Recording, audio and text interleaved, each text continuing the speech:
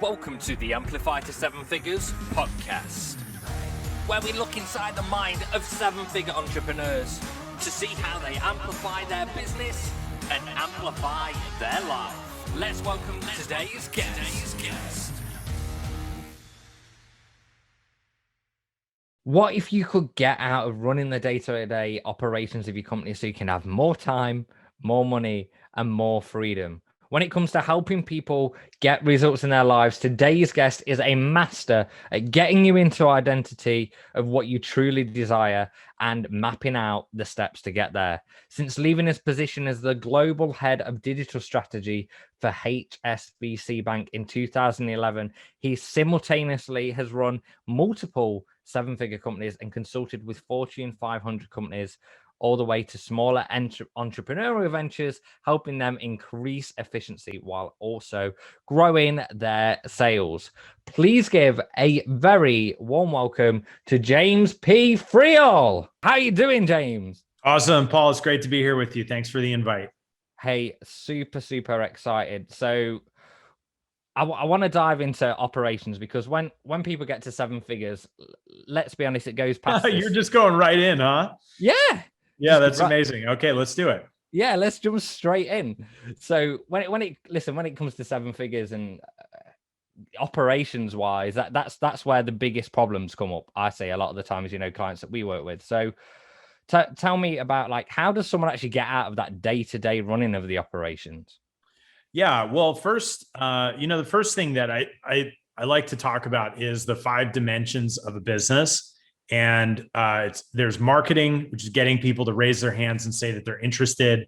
And there's sales, which is where you shake hands, sign on the dotted line, so to speak, swipe a credit card, where somebody goes from an interested party and a prospect to a customer.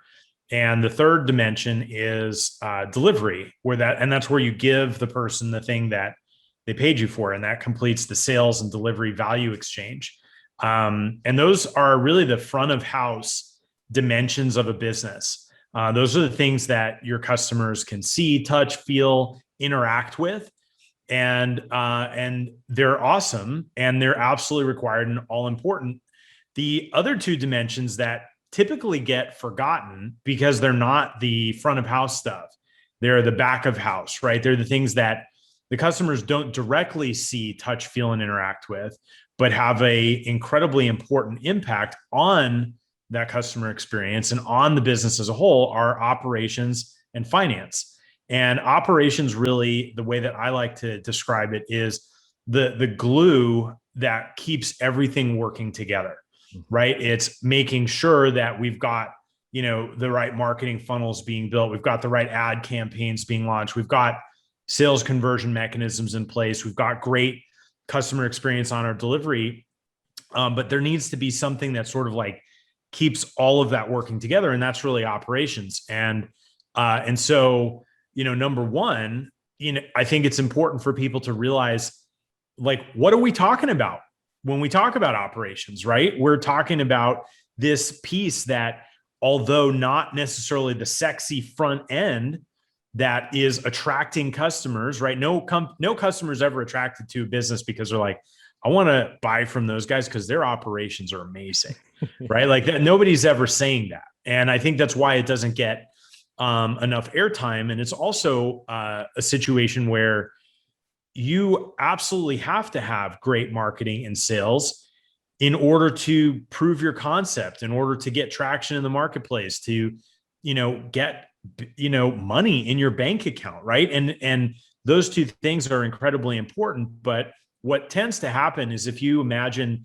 each of these 5 dimensions kind of stacked vertically next to each other in columns, marketing, sales, delivery, operations, and finance, what a lot of entrepreneurs will have is, we've got our marketing and our sales working, which is awesome, because that's usually a very, very challenging thing to get going. But once you have that going, if you just keep pushing the gas pedal on your marketing and on your sales, but you neglect delivery and operations and finance, then you create this really lopsided situation, right? Where you've got, the way I like to look at it is, how are we doing on each of these dimensions?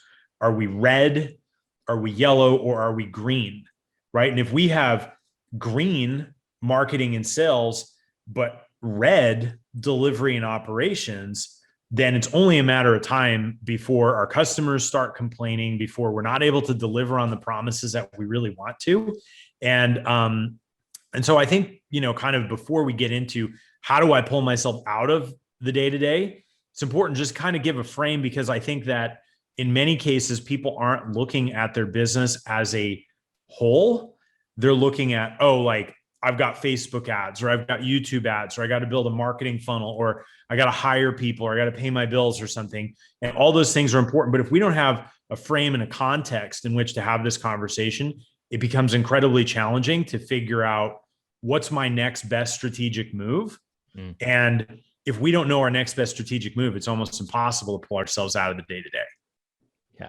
And that makes a lot of sense. And like you say, I bet you have a lot of businesses that come to you like, hey, look at the scale, we're scaling. And then it's like you can't see the duck treading water right underneath. Yeah.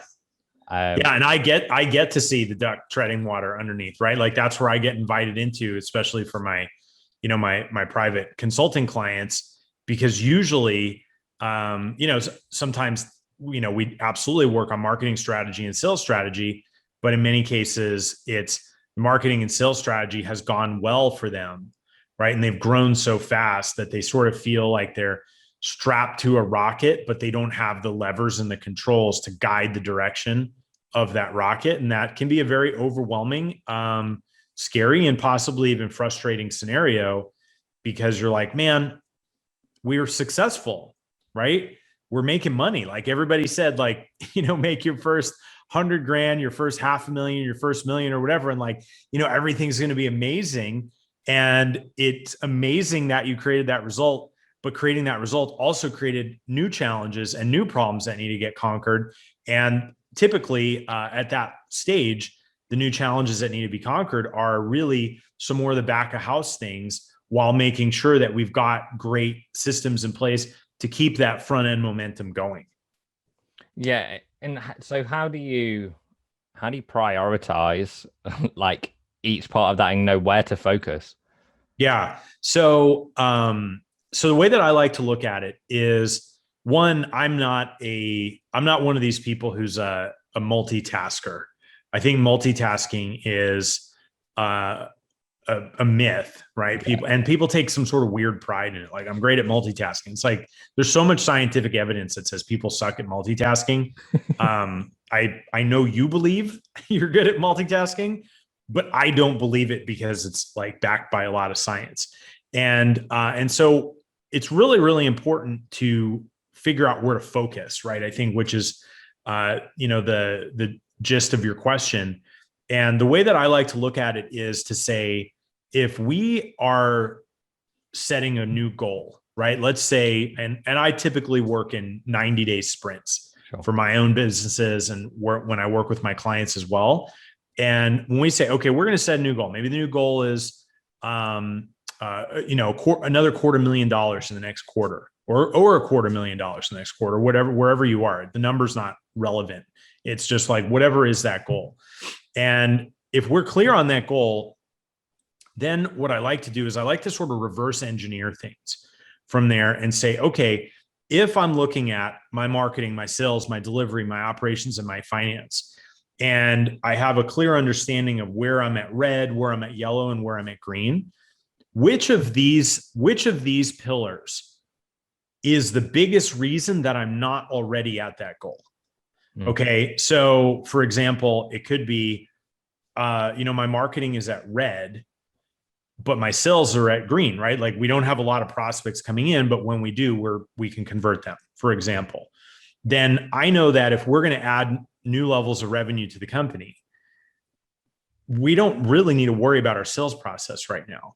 What's the limiting factor here is that we're not getting enough of those prospects. Contrast that with a business where marketing might be yellow or green, but sales might be red or yellow, right? Where the marketing function is outpacing sales conversion. Then we need to look at, well, I don't need more prospects. I need to close more of the ones that I already have. And those are two totally different things, right? Are we solving a prospecting and a lead gen and a lead flow problem, or are we solving a lead conversion problem? And what this does for us is this starts to give us a much more singular focus on what is the thing that's really getting in the way of my growth. Another way that I like to ask the question is, if this thing weren't a problem, I would already have my goal. Like I would already be where I want to be. And usually you can start zeroing in on that when you're thinking about it that way, much easier than just kind of looking at your business as like all these disconnected moving pieces and parts, not really being able to take stock or do some sort of very preliminary analysis of things. Because then you're like, oh, okay, great. That's what I need to focus on. I'll give you a great example. So one of the women in my group coaching program, the beginning of this quarter, the beginning of Q2, she had a goal to do $250,000 this quarter.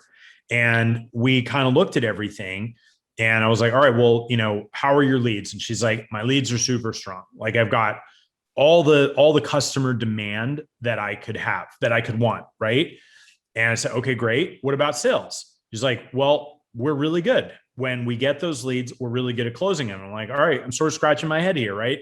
You want to get this new goal, but you're telling me that your lead flow is really good. And you're also telling me you're good at sales. Like, what's the problem here? And it turned out her delivery capacity was the problem. She didn't have enough service providers to be able to meet the demand of the marketing and of the sales that she was capable of doing. So in that case, we said, all right, well, if we know that the limiting factor to your growth is this demand, then that's where we need to go work, right? We can maintain the other stuff, but now we need to focus more of our energy on optimizing and improving the systems that you have around delivery so that we can meet the demand that you're generating on the marketing and sales side. And so that's exactly what she did.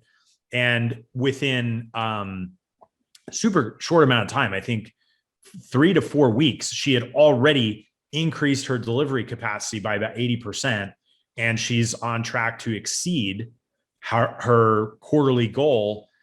And that's really, it's like, that's the essence of not working harder, but working smarter, right? It's being clear, where am I focusing?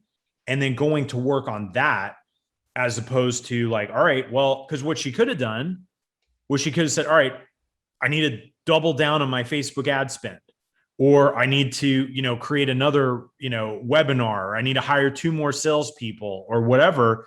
And none of that really would have made a difference, because there would have still been this pent up demand that didn't have the ability to be satisfied.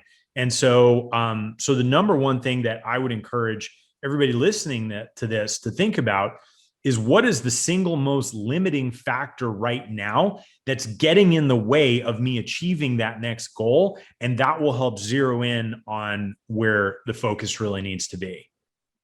What is the limiting most factor? So I suppose it's kind of like columns, right, on a Colosseum or whatever, and just imagine like looking at, okay, which one's about to crumble the first, and that what's going to make the whole Colosseum come down. So exactly. And it's just like, the way that I draw this out for people is just literally 5 columns, like you said: marketing, sales, delivery, operations, and finance, and then 3 rows: red, yellow, green. And if I'm looking at it, then we can start in 15 seconds, see where things are out of balance, and then more quickly identify what the limiting factors are. And that red, yellow, green, are you doing some kind of scorecard then on each level? It's absolutely. So there's definitely some more that goes into that, that, would be easier to see visually. And I don't know that we have time to get to that like detail. But the way that I think about it is, every system in a business is comprised of 3 things: people, processes, and tools. And it's usually one of those 3 things that's preventing us from having a great system. So if I have, great people, but those great people don't know what to do, they're not going to perform like great people. They're going to perform like okay to poor performance people, right? Contrast that with if I had everything documented like to the nth degree, but I don't have the right people to execute on that process. Again, we're going to struggle. And then finally, if those people have a process and they're good people, but we don't have adequate tools, we don't have intuitive, software tools or not software tools or whatever to support them, then they're going to have a lot more difficulty getting their jobs done. And so the deeper analysis on these 5 pillars in the red, yellow, green really comes down to implementing systems in each one of those pillars, and systems break down into those 3 components. And I promise you, like, I did not always look at it this way, to my own detriment. I think, I left my corporate job about 10 years ago. So I've been running my own stuff since then. And at first I was this guy who was like stretched all over the place. I was like, my God, like what's going on here? This is a complete disaster. I wanted, freedom. I wanted time. I wanted a limited income opportunity, but I had less freedom, less time, and there was a limited income opportunity, right? I was like, like this is nothing like what I thought I was signing up for. And I thought at that point that I just had to find great people, right? Because you hear so many people talk about, just get the right people in the right seat on the bus, get, all those things. And it's good advice, but I don't think it's complete advice, because you can't really replace yourself with people. And if you do manage to like clone yourself or find some unicorn out there, then what happens when that person quits? What happens when that person calls in sick or goes on a trip or whatever, right? And so I had this like revolving door for a while of, people coming in, people leaving, people coming in, leaving. I was like, dude, like this sucks. And it wasn't until I realized that I couldn't replace myself with people. I had to replace myself with systems. Yeah. That things really started to click for me. I was like, okay, people are hugely important, but they're one component of that system. And that's really where the ability to start diagnosing and figuring out what's the thing that I need to focus on really started making a difference for me. Do you think you hear this philosophy around, you need to hire A players because they're worth more than B players? Do you think sometimes that philosophy is a little bit warped because like A players, sometimes they want to take things in their own direction, do things their own way, rather than if you've got maybe a B player, then they'll follow the process and the system more? I mean, what's your thoughts on hiring the very best talent? Yeah. I mean, honestly, I think you should hire the very best talent you can afford. Mm-hmm. I have another framework, the way that I think about hiring and managing performance. And it's a grid.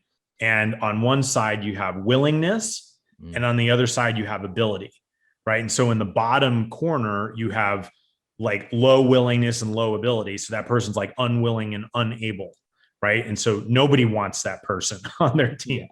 And then in the top corner, on the opposite side, you have somebody who's willing and they're able, right? They're willing, they're culturally bought into what you're talking about. They espouse your values, right? Some of our values inside of our companies are, we're we're solution focused, not problem focused, right? We're customer centric, things like that. Like I want those people to be a good value match for me. And that has a lot to do with the willingness.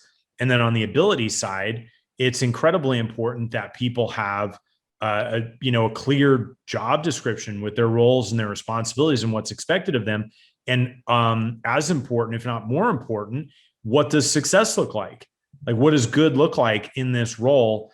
And so I think, in any situation, I want people who are willing and able, and I want the highest caliber person that I can possibly afford at any given point in time to occupy that willing and able spot inside of the business. And so, that's really the way that I look at it.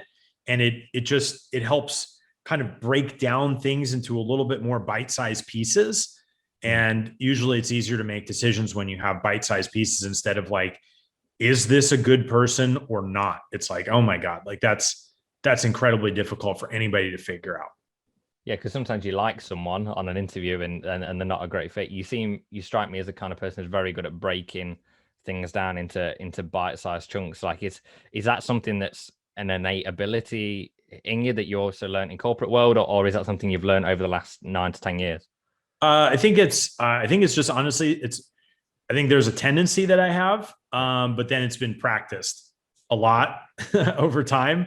I studied aerospace engineering in college. And the only way through that was to break down these complex, ugly problems into small bite-sized pieces. So I got like baptism by fire at that point. And then, then definitely, continued to practice that in the corporate world and now having run businesses for 10 years as well, doing it that way. So if you want to be good at operations, go and get an aerospace degree, and then you'll be, yeah, don't do that. Just like come and talk to me. I'll save you 25 years worth of problems. Fantastic. So James, interestingly as well, you used to be global head of digital strategy at HSBC, and so I'm interested to hear your take as well on where marketing is heading. Like, what are you seeing in the next? And we say the next 5 years, but things move so fast. Like in the next 12 to 18 months, how do you see marketing is changing? Yeah, so it's a really interesting question, and I'm gonna take a different approach to answering it than what I see changing. I heard a quote from Jeff Bezos some time ago, and he said that a lot of people ask him a similar question, like, "Hey, how are things going to change in e-commerce, and like what's going to be different in the future?" And he said, "I'm just going to be honest with you. Like, I have no idea. Nobody has any idea." He said, "But what I do know is that there are certain things that are unlikely to change. And we've built Amazon on those things that are unlikely to change." It's like, we know people want a bigger selection. They want things faster, and they want them at a cheaper price. Yeah. Right. That's not likely to change. Like, nobody's ever going to say, "I wish I could pay more for like a limited selection and get it slower." Yeah. Right. Like nobody's ever going to say that. And so I think when I look at marketing, and I have been in marketing for, almost 20 years now, the foundational principles that I have based everything that I've done on is human psychology that is unlikely to change. And the fundamental principles of, creating a killer experience for your customers. Nobody's ever going to be like, you know what? Next year, we're not going to want a killer experience.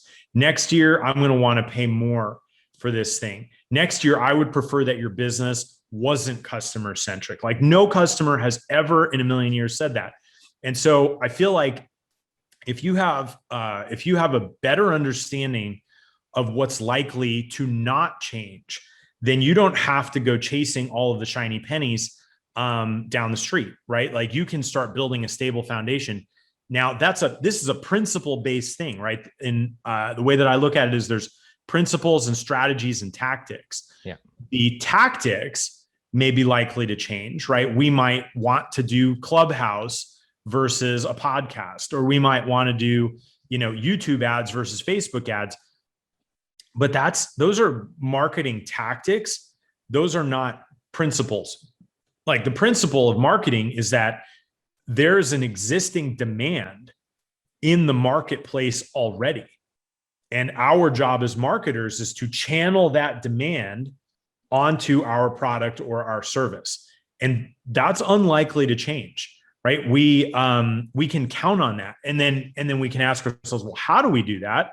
Well, that opens up a whole palette of different things, right? If you know your customer, you know your market really, really well, then that's when you can get excited about getting creative to say, well, how do we tap into that existing demand?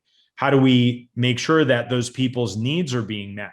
How do we solve their problems and do it better than other people in a more innovative way?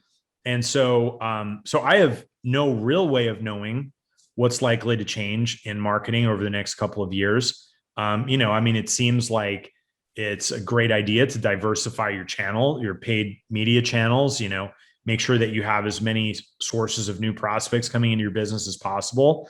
If we learned anything from last year, don't rely on one single sales conversion mechanism, right? So many people who were like in the event business last year had a really hard time because they weren't doing online conversions as well. And so I think, as you're thinking about moving through the growth phase before you're ready to scale, it's important to assess the strength and the resiliency of the business. And of course, you can be experimental with some of the tactics, but everything should be measurable to see what kind of impact it really makes on the top and the bottom line. It's a really, we haven't had that answer yet either. So it's a nice refreshing look on it. Like you say, keep the core foundations right, and you strike me as a guy that's all about the foundations and the core. And James, another question that we ask everyone who comes on the show is, what do you want to be remembered for when you die? I want to be remembered for teaching people how to think for themselves. It's very important to me because I'm aware I have a short lifespan. Everybody has a short lifespan. That I'm not here to give people answers. I'm here to help create frameworks that help people think through how to find those answers for themselves. And if I can leave that behind so that people can leverage these different frameworks that help them break things down into smaller bite-sized pieces and make more effective decisions, so that, business is the vehicle, but the reason for that vehicle is to have an incredibly rewarding and fulfilling life, and have fun doing it. Like, business is my sport, I freaking love it. But I want people to have unlimited possibilities and really tap into their unlimited potential, because they're able to think on their own feet. They're able to make their own decisions, and they're able to see things more clearly and move forward with more power and more confidence. That's a really, really powerful answer. And I think frameworks and all those kind of things as well, that is your legacy, right? You've created all that stuff for those people so it can live on beyond you. And James, what's one quick win that people can use to amplify their business today? I think, sort of taking a step back and going through an exercise that I call the big five.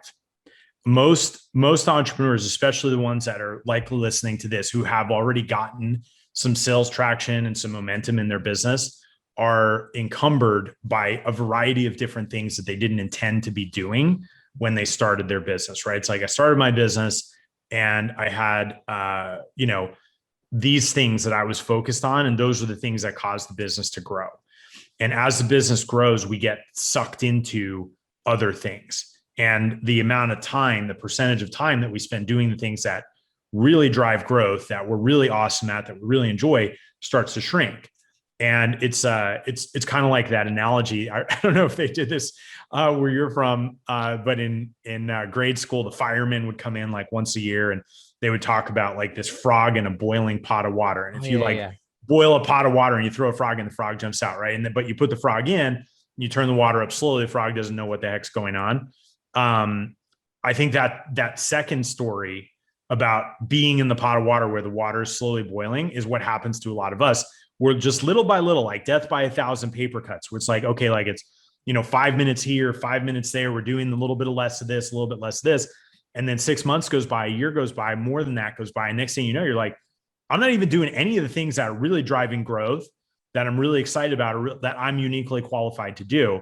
And one of the fastest ways to get a reset in your business, it's what I call the hustle detox, actually, is to take a look, is one of the steps, the hustle detox. But you take a look and say, okay, what should I be spending 80% of my time doing? Like, and it shouldn't be more than 3 to 5 things. I call the big five because I think 5 is a good number for that. But if you think about how to focus more on those things, then you'll start to insist that other things get removed off of your plate. It's kind of like when I was a kid, we got a new fridge, and it was one of the ones that had like the ice maker in the door. And maybe I was always a nerd or just always a little bit weird or whatever. I was super excited that we were getting this fridge. And, I stuck my glass in, filled it to the top with water, and then I hit the button and for the ice, and then the ice goes in and the water goes splashing everywhere. And the ice displaced the water that was in the glass. And I think a lot of us have a situation where we have a full glass of water, but the glass is not necessarily full of the things that we should be doing. And so using this concept of forced displacement, we need to put those ice cubes in and then have a plan for cleaning up and handling the things that are not those big five. And so if nothing else from this conversation that you take today, spend 15, 20 minutes. It doesn't even have to be a long time, and say, all right, if I were going to spend 80% of my time on these 5 things that are in my zone of genius, I love to do them, and they're going to drive growth, what would those 5 things be? It's not going to be hard for you to figure that out. And then once you figure that out, then you start looking at that every day and saying, all right, well, why am I not doing that right now? And what could I do about this? Right. And start systematically taking things that aren't your big 5, that I call the below the line, right? The 6 through 26 or 6 through 106 or whatever it is, right? All of those things need to have a home if they're important. And so focusing on your big 5 will absolutely change the game in a very, very short period of time. Yeah, focusing on the big 5 is super duper important. It's like Parkinson's law, right? Like just you fill the time allotted, whatever time you've got, you're going to fill it. Yeah. So make sure you're filling it with the right things. Yeah, exactly. So James, who would you nominate to be on the show next? So I'm going to just nominate my podcast co-host because he's an awesome guy. He's also a Brit. His name's Dean Holland. So what's up, Dean? I just nominated you, man. I like it. Cool. We'll reach out to Dean. And where can people find out more about James P Friel? Yeah, sure. Thank you for that. So they could go to jamespfriel.com, Friel. And, there's some free resources there. There's some courses and trainings. There's a way to get in touch if you're the type of person who wants, private consulting. And so that's the best place to go. And you've got your mastermind evolution group as well, right? Yes. Yeah, absolutely. Which is fantastic. So James, it's been amazing having you on the show. Really appreciate you being on today. Yeah. Thanks so much, Paul. It's great being here. I really appreciate the questions. And you've been listening to the Amplify to 7 Figures podcast with me, Paul Ace, and my amazing guest, James P Friel. Remember, amplify your business and amplify your life. Bye for now. Thanks for listening to the Amplify to 7 Figures podcast. To access the show notes, episodes, and this month's giveaway, head over to www.amplifyto7figures.com. Remember, amplify your business, amplify your life.